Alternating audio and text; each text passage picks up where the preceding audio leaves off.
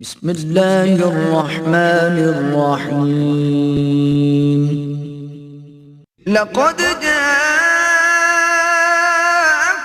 رسول من أنفسكم عزيز عليه ما عنتم حريص عليكم بالمؤمنين رؤوف رحيم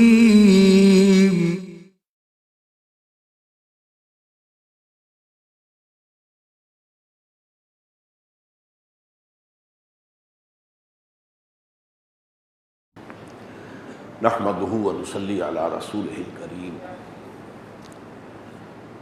اما بعد فقد قال الله تبارك وتعالى كما ورد في سورة المؤمنون اعوذ بالله من الشيطان الرجيم بسم الله الرحمن الرحيم يا ايها الرسل كلوا من الطيبات واعملوا صالحا وقال عز وجل كما ورد في سورة البقرة یا ایھا الذین آمنوا کلوا من طیبات ما رزقناکم صدق اللہ العظیم۔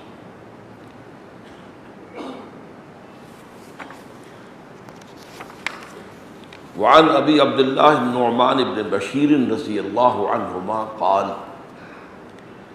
سمعت رسول اللہ صلی اللہ علیہ وسلم یقول ان الحلال بین وَإِنَّ الْحَرَامَ بَيِّنٌ وَبَيْنَهُمَا أُمُورٌ مُشْتَبِهَاتٌ لَا يَعْلَمُهُنَّ كَثِيرٌ مِنَ النَّاسِ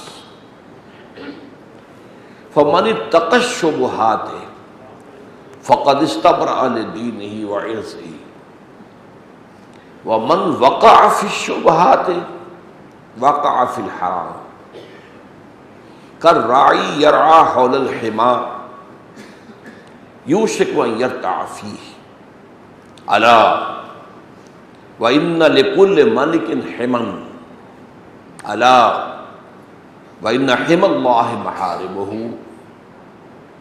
الا وان فی الجسد مضغۃ اذا صلحت صلح الجسد کلہ واذا فسدت فسد الجسد کلہ الا وہی القلب۔ رواہ الامام بخاری و امام مسلم رحمہم اللہ۔ رب اشرح لی صدری ویسر لی امری واحلل عقدۃ من لسانی یفقہوا قولی۔ اللہم ربنا الہمنا رشدنا واعذنا من شرور انفسنا۔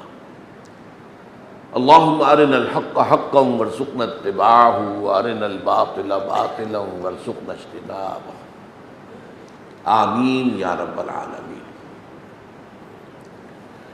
یہ حدیث عبداللہ نعمان بن بشیر رضی اللہ تعالی عنہ سے مروی ہے، اور جیسا کہ میں نے حوالہ دے دیا بخاری اور مسلم دونوں میں ہے، اور یہ متفق علیہ حدیث وہ ہوتی ہے کہ جو سند کے اعتبار سے اس سے اونچا آپ کو پایا کوئی درجہ نہیں ہے۔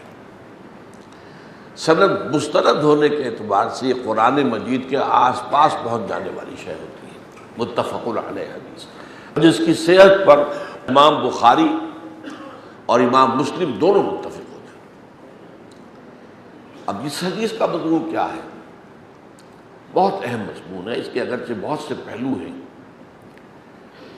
حضور نے فرمایا ان الحلال بین، حلال کیا ہے یہ بالکل واضح ہے، وَإِنَّ الْحَرَامَ بَيِّنٌ، اور حرام کیا ہے یہ بھی بالکل واضح ہے، وَبَيْنَهُمَا مُشْتَبِهَاتٌ، ان دونوں کے درمیان کچھ مشتبہ چیزیں ہیں جن کے بارے میں یقین سے کہنا مشکل ہے یہ حلال ہے یہ حرام ہے۔ فرمایا لا يعلمهن كثير من الناس، ان کو یا ان کے حکم کو، ان کے بارے میں شریعت کے تقاضے کو لوگوں کی اکثریت نہیں جانتی۔ وہ تو بہت رسوخ فی العلم رکھنے والے علماء جو ہیں، جن کی گہری نظر ہو قرآن پر بھی، حدیث و سنت پر بھی، اور پھر یہ کہ جو شریعت کے مقاصد ہیں، شریعت کے محکمات ہیں، شریعت کے اصول ہیں، ان کا گہرا فہم بھی ہو، تو وہی شخص ہے کہ جو پہچان سکتا ہے ان مشتبہات میں سے کون سی چیز حلال کے دائرے میں آ جائے گی، کون سی حرام کے دائرے میں آ جائے گی۔ اچھا، فقہاء نے پھر اس کے بہت سے درجے قائم کیے۔ دیکھیے، شریعت کی روح سے ایک شے فرض، ایک شے حرام۔ جیسے یہاں حلال اور حرام کی بات آئی ہے تو شریعت میں فرض اور حرام، فرض کے آگے کمتر واجب، فرض تو نہیں ہے لیکن فرض کے قریب ہی ہوتا ہے، جیسے وتر کی نماز فرض تو شمار نہیں ہوتے ہوں لیکن واجب۔ اس سے آگے مسنون، سنت، اس سے نیچے آئیے مستحب، جس کا کرنا پسندیدہ ہو، آخر میں مباح، جو جائز۔ لیکن اب جائز سے اور لیفٹ کو آپ چلیں گے تو مکروہ، اس میں پہلے آتا ہے مکروہ تنزیہی، پھر اس سے بھی آگے مکروہ تحریمی، یہ واجب کے درجے میں، جیسے کہ فرض کے ساتھ واجب جو ہے چمٹا ہوا ہے، ایسے ہی مکروہ تحریمی جو ہے وہ حرام کے ساتھ چمٹا ہوا ہے۔ تو یہ اتنے گریڈز ہو گئے۔ تو ظاہر بات ہے کہ اب یہ تمام گریڈز کس نے قائم کیے؟ تو فقہاء نے قائم کیے۔ فقیہ کنہیں کہتے ہیں؟ تفقہ رکھنے والے، فہم رکھنے والے، سمجھ رکھنے والے، جس کے لیے شرائط میں نے آپ کے سامنے رکھی، قرآن مجید پر نگاہ ہو، پوری گہری نگاہ ہو، تدبر کیا ہو، غور و فکر کیا ہو، حدیث اور سنت کے اوپر جو ہے ان کی نظر ہو، پوری وسعت کے ساتھ ہو، پوری گہرائی کے ساتھ ہو، شریعت کے اصل مقاصد کیا ہیں ان کو پہچانتے ہوں۔ ایسا نہ ہو کہ کسی کم تر اہم اہمیت والی شے کو زیادہ قرار دے دے اور زیادہ والی کو کم تر قرار دے دے۔ وہ ریشیو پروپورشن جو شریعت کے اندر ہے وہ واقع تو پہلے سمجھ میں آئے انسان کو۔ تو یہاں اصل میں جو بات کہی جا رہی ہے یہ اس کا ایک اخلاقی پہلو ہے، ایک اس کا قانونی پہلو ہے، وہ میں بعد میں عرض کروں گا۔ حلال بالکل واضح، حرام بالکل واضح، بیچ میں مشتبہات۔ اب ان مشتبہات کے ضمن میں جو تقویٰ کا پہلو ہے وہ یہ ہے کہ ان سے بچو، بجائے اس کے کہ ان کو اختیار کرو۔ جب شبہ والی بات ہے کیوں اختیار کرتے ہیں؟ شبہ والی بات ہے تو اس سے بچو۔ چنانچہ اسی ضمن میں حضور کی بڑی پیاری حدیث ہے، دع ما یریبک الی ما لا یریبک، جس چیز سے تمہیں اپنے دل میں کھٹک محسوس ہو کہ یہ ہو سکتا ہے کام غلط ہو، چھوڑ دو، اور وہ شے اختیار کرو کہ جس سے دل میں کوئی کھٹک پیدا نہ ہو۔ یہ ریب سے بنا ہے، ریب، شک۔ دع ما یریبک، جو چیز تمہارے اندر ریب کی شکل اختیار کر لے، دل میں خلش اور کھٹک ہو، اس کو چھوڑ دو۔ الی ما لا یریبک، اور اس چیز کو اختیار کر لو کہ جس سے دل کے اندر کوئی خلش، کوئی پریشانی، کوئی جو ہے تشویش پیدا نہ ہو۔ اب یہاں ایک بہت اہم نکتہ ہے، جس دل میں ایمان ہے وہ دل سب سے بڑا مفتی ہے۔ ایمان شرط لازم ہے۔ چنانچہ ایک بڑی پیاری حدیث آپ کو ملتی ہے کہ بہت سے مواقع پر کوئی شخص حضور سے سوال کرتا تھا تو آپ فرماتے تھے استفت قلبک، اپنے دل سے پوچھ لو۔ بلکہ ایک حدیث میں ہے وَلَوْ أَفْتَاكَ الْمُفْتِي، دیکھو چاہے مفتی تمہیں فتویٰ دے دے کہ یہ جائز ہے، لیکن تمہارا دل کہے کہ نہیں، چھوڑو۔ یہ اللہ کا ایک مفتی تمہارے دل، اگر ایمان نہیں ہے تو بات اور ہے، وہ تو پھر اور ہی بات ہے۔ لیکن ظاہر بات ہے کہ یہ تشویش تو اسی کو ہوگی نا جس کے دل میں کچھ ایمان ہے۔ جیسے کہ منافق کے بارے میں اور مومن کے بارے میں حضور نے فرق بیان کیا کہ منافق کو بھی اپنے گناہ کا یا غلطی کا احساس ہوتا تو ہے، لیکن بس اتنا جتنا کسی کے ناک پر مکھی بیٹھی تھی اس نے ذرا ہاتھ سے اسے ہٹا دیا، بس اتنا احساس ہوتا۔ اور جو مومن ہوتا ہے اس سے کوئی گناہ ہو جائے، کوئی غلطی ہو جائے تو اس کو ایسے محسوس ہوتا ہے جیسے وہ کسی پہاڑ تلے آ گیا ہے، اتنا بوجھ اسے اپنی طبیعت پر محسوس ہوتا ہے کہ جیسے وہ کسی پہاڑ کے دامن میں ہے اور پہاڑ اس کے اوپر گرا چاہتا ہے۔ تو یہ اندرونی احساس کی بات ہے۔ تو جس کے دل میں تشویش پیدا ہو گئی تو گویا کہ وہ ایمان کی علامت ہے، تو اس سے فتویٰ لے سکتے ہو۔ استفت قلبک ولو افتاک المفتی، چاہے تمہیں مفتی جو ہے وہ فتویٰ دے دے۔ اور اس کے ضمن میں ہماری تاریخ کا ایک بڑا عبرت آموز اور سبق آموز واقعہ ہے۔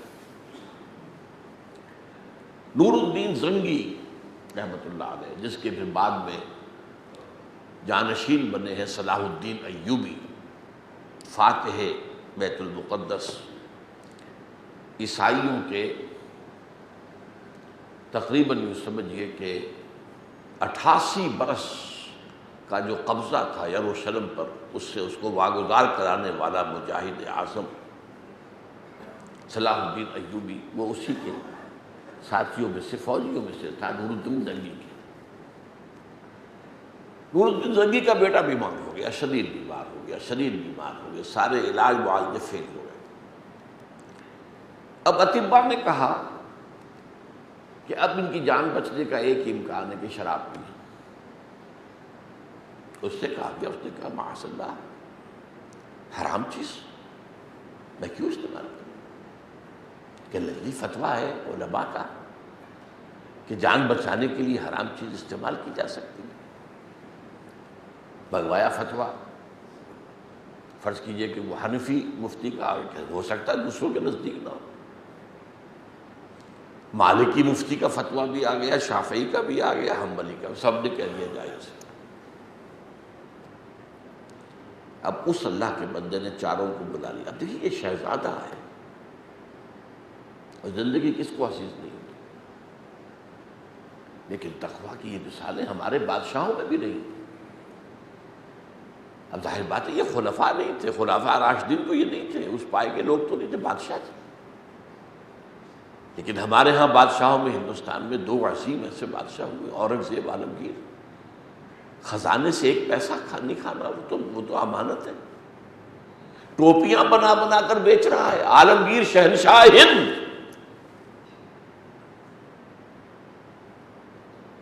اور قرآن مجید لکھ لکھ کر اجرت پر جو لے رہا ہے، اس کا کمائی کر رہا ہے۔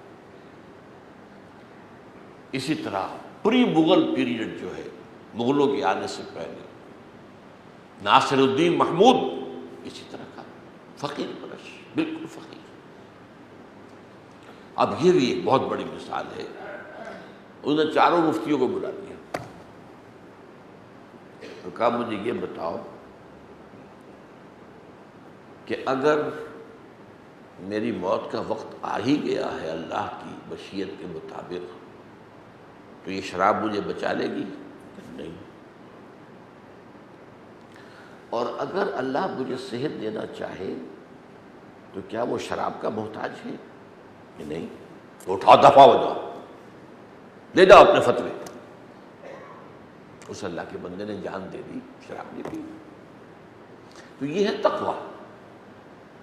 تو تقویٰ کا پہلو یہ ہے کہ جو مشتبہات ہوں ان سے بچا جائے، بجائے اس کے کہ ان میں ملوث ہو جائے۔ البتہ قانون یہ نہیں ہے، قانون یہ ہے کہ جس شے کی حرمت ثابت نہیں ہے وہ حلال ہے۔ یعنی یہ نہیں ہے قانون کہ صرف وہ شے حلال ہوگی جس کی حلت ثابت ہو جائے۔ اگر ایسا ہوتا تو حلال کا دائرہ بہت محدود ہو جاتا۔ ہر شے کی حلت کے لیے لاؤ کتاب اللہ سے کوئی آیت یا کوئی حدیث لاؤ۔ تو قانون کا معاملہ اس کے بالکل برعکس ہے، میں نے آپ کو بتایا۔ جس شے کی حرمت ثابت نہیں ہے کتاب و سنت سے وہ حلال ہے، وہ مباح کہتے ہیں اس کو، مباح، پرمیسیبل، مباح پرمیسیبل، جس شے کی حرمت ثابت نہیں۔ یہ نہیں ہے کہ جس شے کی حلت ثابت نہیں وہ حرام۔ اس اصول کے تحت ہمارے ہاں مباحات کا دائرہ بہت وسیع ہے، بہت وسیع ہے قانونی سطح پر۔ اور یہ ایک اہم مسئلہ آپ کو میں بتا رہا ہوں، ویسے تو یہ تقدیر مبرم ہے، دنیا میں دوبارہ خلافت کا نظام قائم ہوگا اور وہ عالمی ہوگا۔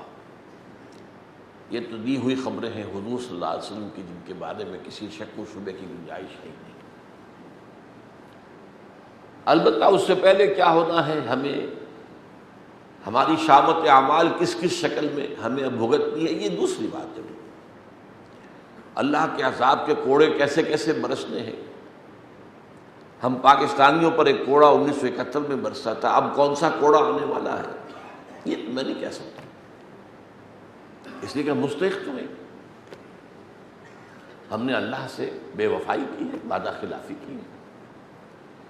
ہم نے تو دعائیں مانگ مانگ کے اللہ سے یہ ملک لیا تھا، اللہ ہمیں انگریز اور ہندو کی دوہری غلامی سے نجات دے دے تو ہم تیرے دین کا بول بالا کریں گے۔ کہاں کیا ہم نے؟ محل بنائے ہیں ہم نے، کئی کروڑ روپے کی ایک کوٹھی جو ہے آپ کو ڈیفنس میں مل جائے گی۔ ڈیفنس میں کیا، آپ کو یہاں چلے جائیے جوہر ٹاؤن کے اندر، ادھر ہر جگہ معلوم ہوتا ہے کہ جنت ہی جنت ہے پاکستان۔ تو شاید یہاں پر تو کوئی غربت کا کوئی سوال ہی پیدا نہیں ہوتا۔ یہ تو کیا ہے، یہ کوئی اسلام کہاں ہے؟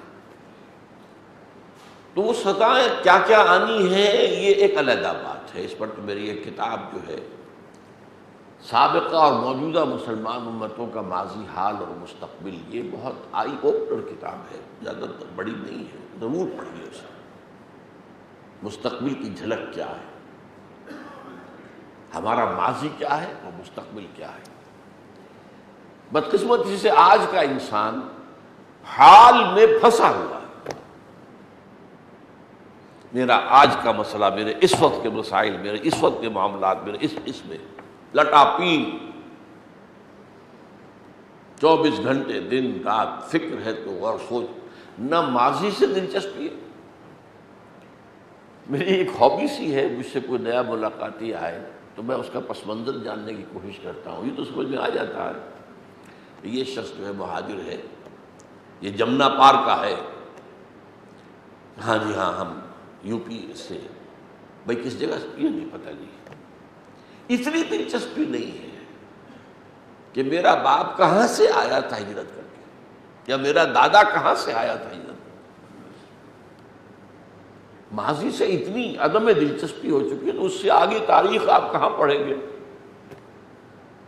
1000 سالہ تاریخ ہندوستان میں مسلمانوں کی ہے، کیا کیا اونچ نیچ آئے ہیں اس پہ، کیا کچھ شیب و فراز آئے ہیں، ان میں کیا کیا خیر کا پہلو تھا، کیا کیا شر کے پہلو تھے، یہ جاننا ضروری ہے۔ اسی طرح مستقبل سے کوئی بحث نہیں، کل کی روٹی کی فکر ہے، اس سے آگے کی بات نہیں۔ اپنی ترقیات کی، اپنے کاروبار میں، اپنے پروفیشن میں، اپنی ملازمت میں ترقی، اس کی فکر ہے، بس اللہ نے فیصلہ۔ بہرحال میں کہہ رہا تھا کہ یہ تو یقینی ہے قیامت سے قبل پوری دنیا میں نظام خلافت علی منہاج النبوت قائم ہو۔ ایک مسئلہ یہ پیدا ہوتا ہے، عام طور پر خیال یہ ہے کہ بس جب اسلامی ریاست قائم ہوگی تو فقہ تو مرتب ہے ہی ہے، بس نافذ کر دی جائے گی۔ یہ بڑی ناسمجھی کی بات ہے۔ اچھا اول تو سوال پیدا ہوگا کون سی فقہ نافذ کرو گے جی؟ حنفی کرو گے، شافعی کرو گے، مالکی کرو گے؟ شیعہ کہتے ہیں جعفری کرو، اور انہوں نے ظاہر بات ہے ایران میں خون دے کر، جانیں دے کر انقلاب برپا کیا، بادشاہ کو بھگایا، تو اب ان کی جو ہے وہ جعفری فقہ پر ان کا نظام ہے۔ تو پہلی بات تو یہ، پاکستان میں جو سوال پیدا ہوتا ہے وہاں تو یہ ہے کہ سنی بہت معمولی سی اقلیت کے اندر ہے، اور مین لینڈ میں سنی ہے ہی نہیں۔ مین لینڈ جو ہے درمیان کا دائرہ ایران کا، اس میں سنی کا وجود ہی نہیں ہے۔ جنوب مشرق میں کچھ بلوچ ہیں سنی، جنوب مغرب میں کچھ عرب ہیں سنی، اہواز کا صوبہ کہلاتا ہے خلیج کے ساتھ ساتھ، شمال مغرب میں کرد ہیں سنی، شمال مشرق میں کچھ افغان یا ترک سنی، ترکستان سے ملتا ہوا علاقہ۔ مین لینڈ ایران از 100% شیعہ، وہ انہوں نے شیعہ دے۔ آپ کون سا کریں گے؟ آپ کے ہاں تو شیعہ سنی یوں ہیں، کراچی میں فلیٹس، اب تو یہاں بھی فلیٹس ہیں، اوپر سنی نیچے شیعہ، یا نیچے سنی اوپر شیعہ، دائیں سنی بائیں شیعہ۔ اور دوسرا یہ ہے کہ یہ فقہ مرتب ہوئی تھی 1000 سال پہلے، وقت کے دریا میں بہت پانی بہہ چکا ہے، بہت سے مسائل پیدا ہو چکے ہیں، وہ ان فقوں میں نہیں ہے۔ اور بدقسمتی سے ہمارے علماء نے اجتہاد کا دروازہ بند کر دیا، شیعوں نے کھلا رکھا اجتہاد کا، ان کے ہاں مجتہد کہلاتے ہیں علماء جو ہے، آیت اللہ مجتہد، پھر ان کے ہاں مرجع مراجع جو آخری اتھارٹی سمجھے جاتے ہیں۔ اسی لیے آیت اللہ خمینی نے ولایت الفقیہ، گورنمنٹ بائی دی فقہا، they have the right to rule، آج یہ ایران کے اندر ہے۔ اگرچہ انتخابات ہوتے ہیں لیکن انتخابات میں کون حصہ لے سکتا ہے کون نہیں لے سکتا، وہ شورا بزرگان جو ہے علماء بیٹھے ہوئے وہ کہتے جاؤ تم نہیں لے سکتے، دفع ہو جاؤ۔ اور آپ کو معلوم ہے جو پہلا صدر بنا تھا ایران کا ریولوشن کے بعد، بنی صدر نام اس کا تھا، جب بنی صدر بنے تو شاید 99% ووٹ تھے ان کے، آیت اللہ خمینی نے کان پکڑ کے نکال دیا، تو وہاں حکومت جو ہے علماء کی۔ یہ تھیوکریسی ہے اس دور کے اندر، اس کی بڑی نمایاں مثال۔ تو اصل میں اس دور میں اللہ کرے کہ پاکستان اللہ قبول کر لائے اور ہمیں توبہ کی توفیق عطا فرما دے، اگرچہ آثار کوئی نہیں ہے۔ تو یہاں پر کیا ہوگا؟ کیا کوئی نئی لیجسلیشن نہیں ہوگی؟ قانون سازی ہوگی، اثر نو ہوگی۔ مباحات کے دائرے میں آپ نئے قوانین بنائیں گے، مباحات کے دائرے۔ ہاں جو چیز کتاب و سنت سے ثابت ہو گئی اس کے بارے میں کتاب و سنت سے، یہ نہیں کہ یہ فقہ حنفی کی رائے یہ ہے اور فقہ مالکی کی رائے یہ نہیں۔ پرسنل لاء میں تمام فقہوں کو ایکنالج کیا جائے، ٹھیک ہے، ذاتی آپ معاملات، شادی بیاہ کے، وراثت کے، آپ اپنی فقہ عبادات کے، آپ فقہ حنفی کے تحت کرنا چاہتے ہیں کریں، فقہ شافعی کے تحت کرنا چاہتے ہیں کریں، فقہ جعفری کے تحت کرنا چاہتے ہیں کریں۔ یہ عبادات اور آئلی قوانین اور وراثت وغیرہ کے معاملات جو یہ پرسنل لاء شمار ہوتا ہے، لیکن لاء آف دی لینڈ میں کوئی فقہ جو ہے وہ تسلیم نہیں کی جائے گی، بلکہ ساری فقہیں جو ہیں وہ ہمارا کامن ہیریٹاج ہے، وراثت علمی ہے ہماری۔ امام ابو حنیفہ نے یہ کہا، امام مالک نے یہ کہا، امام شافعی نے یہ کہا، امام احمد بن حنبل نے یہ کہا، امام ابن تیمیہ نے یہ کہا، امام جعفر صادق نے یہ کہا۔ اوکے، یہ تو ہمارے پاس بڑا براڈ اسپیکٹرم آ گیا، یہ تو ہمارے پاس علم کا خزانہ آ گیا۔ ان سب کی روشنی میں جیسا کہ آپ کو معلوم ہے کہ عدالتوں کے اندر پریسیڈنٹس پیش کیے جاتے ہیں، کوئی مقدمہ آپ کے ہاں سپریم کورٹ میں ہے تو کہیں سے نکال کر لائیں گے، پریوی کونسل برطانیہ کی فلاں سن میں فلاں مقدمے میں اس نے یہ فیصلہ دیا۔ یہ پریسیڈنٹس ہوتے ہیں اور یہ بھی ان کی بڑی اہمیت ہوتی ہے، فیصلے کے اعتبار سے ان کو فیصلہ کن اہمیت حاصل ہوتی ہے۔ تو یہ ہمارے پریسیڈنٹس ہیں کہ انہوں نے یہ کہا، امام مالک کی یہ رائے ہے، امام شافعی کی یہ رائے۔ تو اس حوالے سے میں کہہ رہا تھا کہ یہ الحلال بین والحرام بین بینہما شبہات، تقویٰ کا تقاضا وہ ہے جو اس حدیث میں آ رہا ہے، شبہات سے بچو۔ پرسنل لیول پر در حقیقت اس حدیث کا اطلاق ہوگا، لیکن لیگل پہلو اس کے بالکل برعکس ہے۔ جو شے حرام ثابت نہ کی جا سکے کتاب و سنت کے دلائل اور نصوص سے، وہ جائز ہے، وہ مباح ہے، اس میں آپ پک اینڈ چوز کر سکتے ہیں، قانون بنا سکتے ہیں، اس میں آپ میجورٹی کی گنتی سے بھی قانون بنا سکتے ہیں، کوئی حرج نہیں۔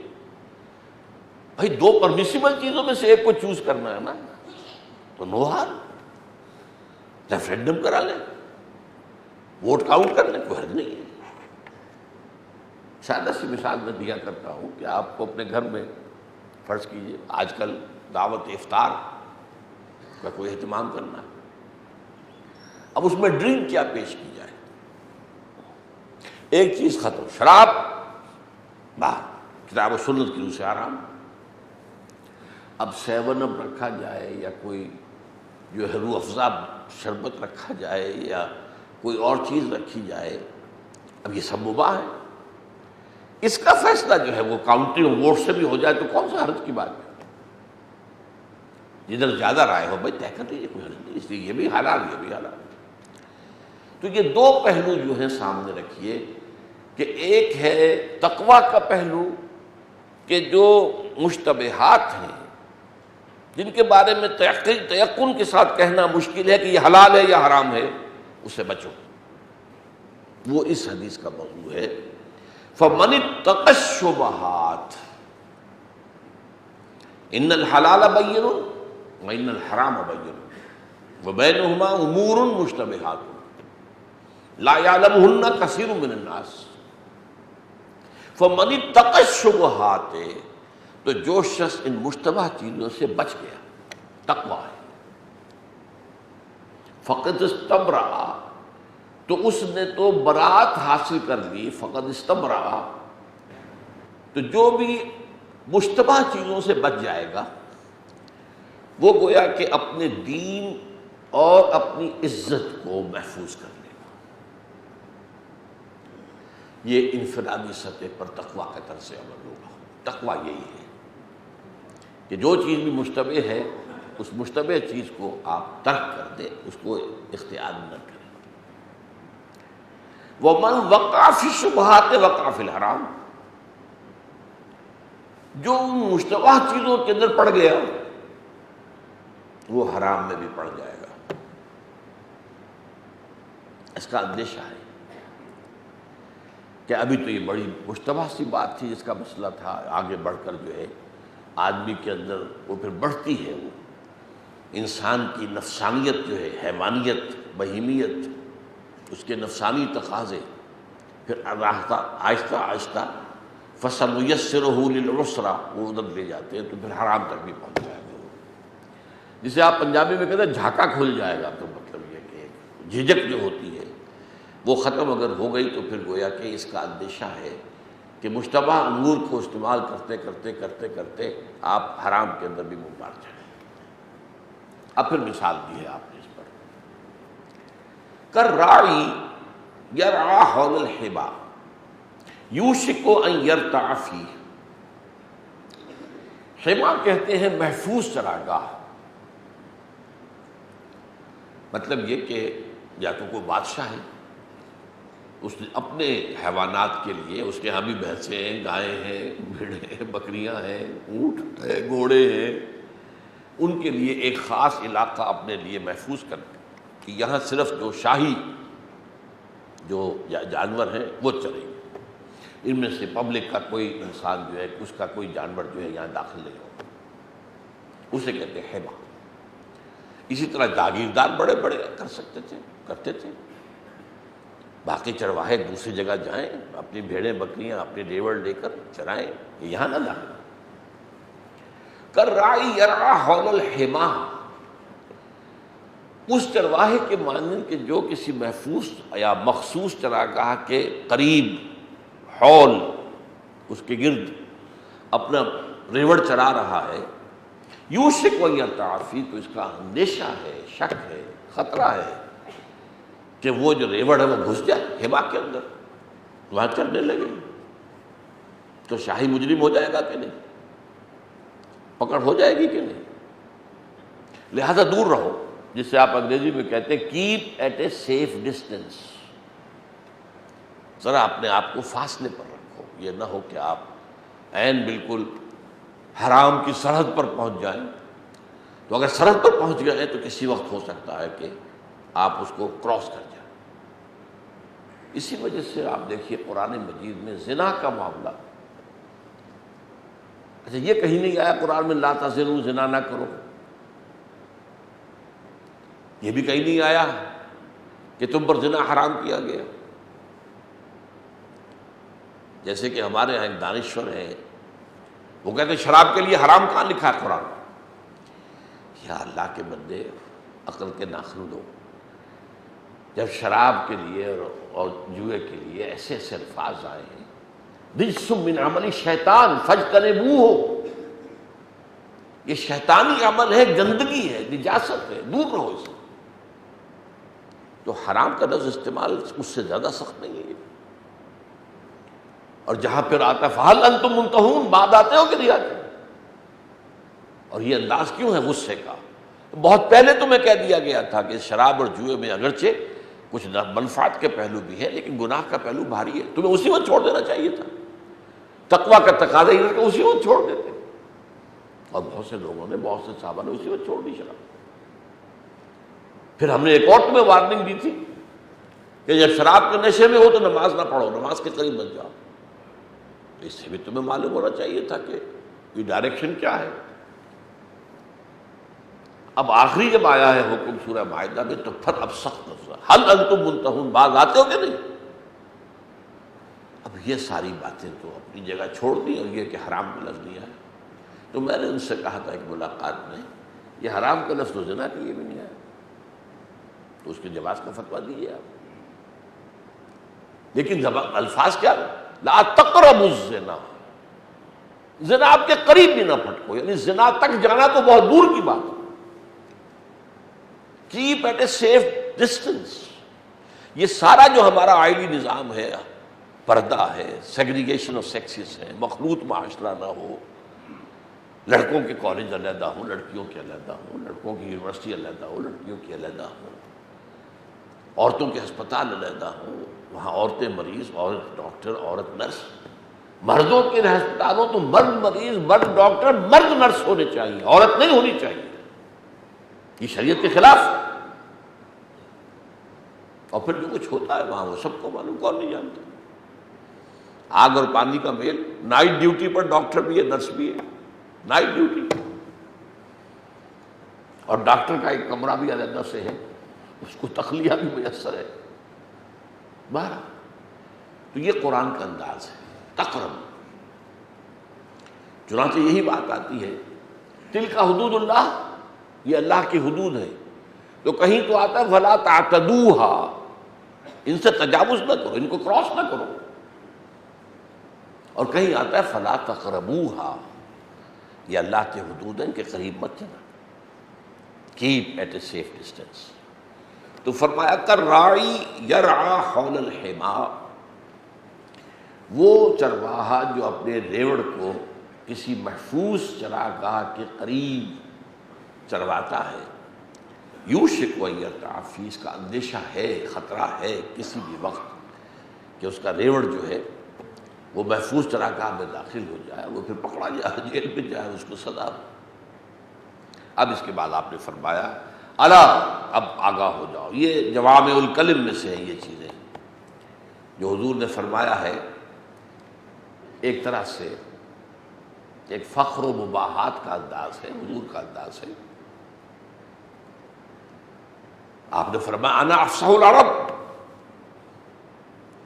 میں عرب کا فصیح ترین انسان۔ صحیح ہے، فصیح ترین عربی قرآن کی، اس کے بعد حضور کی۔ اسی طرح اوتی تو جوامع الکلم، جوامع الکلم کہتے ہیں بڑی جامع باتیں، کلمات، چھوٹے چھوٹے کلمے، چھوٹے چھوٹے مفہوم کے ذریعے۔ مثلاً الصوم جنۃ، روزہ ڈھال ہے، کیا مانی؟ نفس کے حملوں سے بچانے کی، جیسے تلوار سے اپنے آپ کو بچاتے ہو ڈھال کے ذریعے سے۔ تو تمہارا جو نفس امارہ ہے، تمہارا جو اڈ اور لبیڈو ہے، تمہارے جو حیوانی تقاضے ہیں، تمہاری جو حیوانی جبلتیں ہیں، ان سب کے خلاف تم اپنے آپ کو بچا سکتے ہو، اپنی انا کو، اپنی خودی کو۔ اب اس پر تفصیل سے گفتگو ہو چکی ہے۔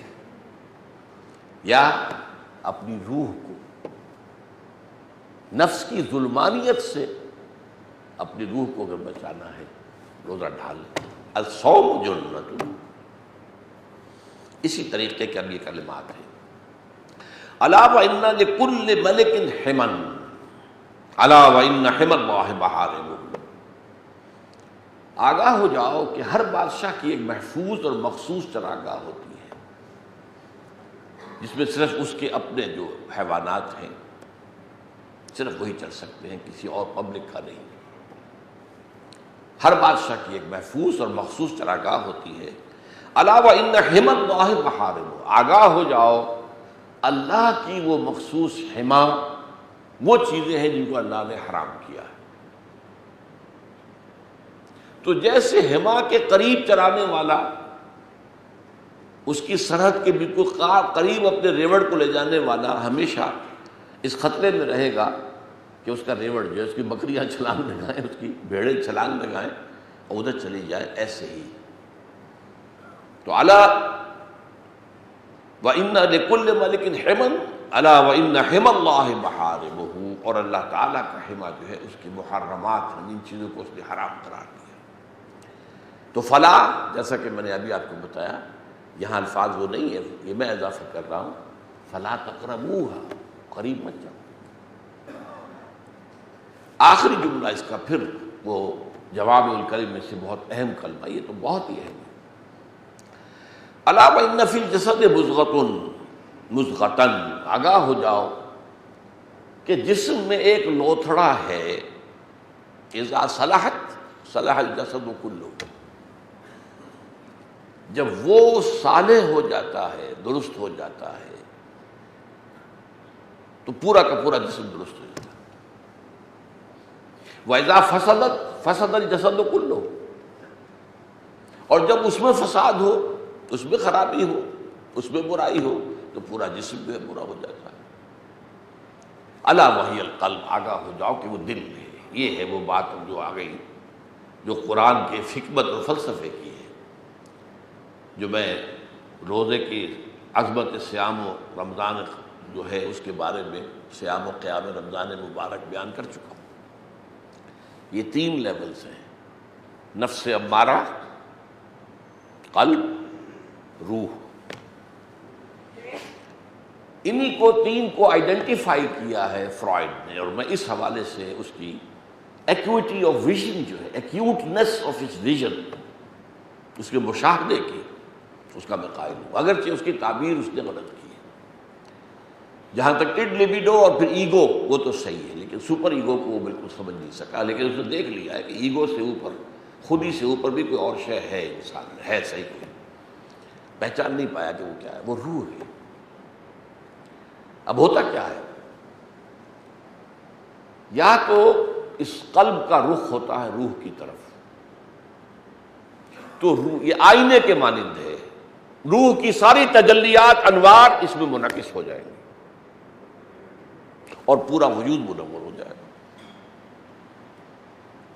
یا اس کا رخ ہو جائے گا نفس امارہ کی طرف، تو نفس امارہ کی ساری ظلمات، تاریکیاں وہ منعکس ہو جائیں گی اور سارا جسم خراب ہو جائے گا۔ اب بات خاص طور پر جو ہے دلچسپی کی ہوئی ہے کہ قلب کو کہتے ہی قلب اس لیے، یہ مادہ جو ہے بدلنے کے معنی میں، انقلاب قلب سے بنا ہے، بدل جانا۔ قلب لک الامور، اے نبی، یہ منافق آپ کے معاملات کو تلپٹ کرنے کی کوشش کرتے رہے۔ اب حضور کی اپنی ایک پلاننگ ہے، وہ کوئی ایسا سرہ چھوڑتے تھے بیچ میں تاکہ وہ پلاننگ ختم ہو جائے، خراب ہو جائے۔ تو قلب کے معنی یہی ہے، تو قلب بدلنا۔ یہ قلب وہ شے ہے، آپ کے پورے جسم کے اندر ہر عضو کے لیے آرام کا وقت ہوتا ہے۔ مسلز کو بھی آرام چاہیے، بہت زیادہ مشقت کی ہے، تھک گئے ہیں، تو اب اسے آپ ریسٹ دیں گے، تب وہ ریجوینیشن ہوگی۔ دماغ کو بھی آرام کی ضرورت ہے، آپ سوتے ہیں تو دماغ آرام کرتا ہے۔ یہ بات اور ہے کہ دماغ کے آرام کی اتنی ضرورت نہیں ہوتی جتنا ہم سوتے ہیں، پھر دماغ جاگ جاتا ہے۔ آپ سو رہے ہیں، لیکن دماغ اپنا کام شروع کر دیتا ہے تو اس میں پھر خواب آتے ہیں یا کوئی اور اس طرح کی چیزیں جو ہیں. تو قلب جو ہے وہ ایک عضو ہے ہمارے جسم کا جس کے لیے آرام نہیں ہے، کوئی آرام نہیں، کوئی چین نہیں، نہ ایک حالت میں ہے، پھیل رہا ہے سکڑ رہا ہے، پھیل رہا ہے سکڑ رہا ہے، پھیل رہا ہے سکڑ رہا ہے.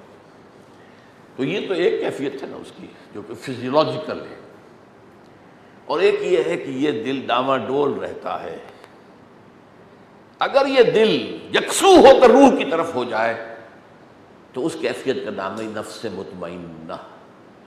یا ایتھا النفس المطمئنہ ترجعی الی ربک راضیۃ مرضیہ فادخلی فی عبادی وادخلی جنتی. اللہ تعالی ہم سب کو وہ نفس مطمئنہ عطا فرمائے کہ آئینہ قلب مستقل طور پر روح کی طرف رخ کیے ہوئے ہو، اور روح کی تجلیات وہ تو ربانی تجلیات ہے، روح کا تعلق ابر رب سے ہے، تو پورے وجود میں سرایت کر جائے گا. لیکن اگر خدا نخواستہ اس کا مستقل رخ جو ہے نفس امارہ کی طرف سے، یہ وہ ہے ان النفس لامارۃ بالسوء. اور کچھ لوگوں کا یہ ڈاواڈول رہتا ہے، پھر اس کو نفس لوامہ کہتے ہیں. وہ اچھا کام کیا تو اندر سے شاباش ملتی ہے، تم نے ٹھیک کیا ہے، دل کہتا ہے یا روح کہتی ہے، شاباش دیتی ہے. برا کام کیا تو وہ روح ملامت کرتی ہے، تو وہ بیچ بیچ میں ادھر سے ادھر، ادھر سے ادھر. وہ جو سورہ توبہ میں بھی آیا ہے خلطوا عملا صالحا وآخر سیئا. کچھ لوگ ایسے بھی ہوتے ہیں جو خلط ملط کر لیتے ہیں اچھے کاموں کے ساتھ برے کام بھی، تو کچھ درمیانی لوگ ہوتے ہیں. اب ایک بات میں کہنا چاہتا تھا، وہ یہ جو اسی حدیث کے حوالے سے دیکھیے، دو معاملات ایسے تھے جو حضور کی حیات طیبہ کے آخری دور میں ان کے آخری فیصلے ہوئے ہیں. اور اس زمانے میں آپ کو ہمارے کمیونیکیشن چینلز تو کوئی تھے نہیں، کوئی ٹیلی ویژن پر اعلان ہو جائے کہ آج سے یہ ہو گیا، پورے ملک میں پہنچ جائے. ربا کی حرمت آئی ہے بالکل آخری دور میں، سن 9 میں. اب ربا کن کن چیزوں میں ہے، کن کن چیزوں میں ہے، اس کی تفصیل حضرت عمر فرماتے ہیں رضی اللہ تعالی عنہ کہ حضور کا انتقال ہو گیا اور ہمیں پوری طرح معلوم نہیں ہو سکا کہ کن کن چیزوں میں ربا ہے. یہ بڑا اہم علیحدہ مسئلہ ہے، پھر کسی وقت تفصیل سے گفتگو ہوگی اس پر. تو آپ نے پھر اسی حدیث کے مطابق سمجھیے فرمایا فَدَعُوا الرِّبَا وَالرِّيبَا. تو دیکھو تم سود کو بھی چھوڑ دو، اور جس میں سود کی کوئی شک بھی پیدا ہو جائے، صبح بھی پیدا ہو جائے کہ اس میں سودی معاملت چھوڑو. جیسے کہ یہاں آیا فَمَنِ اتَّقَى الشُّبُهَاتِ فَقَدِ اسْتَبْرَأَ لِدِينِهِ وَعِرْضِهِ.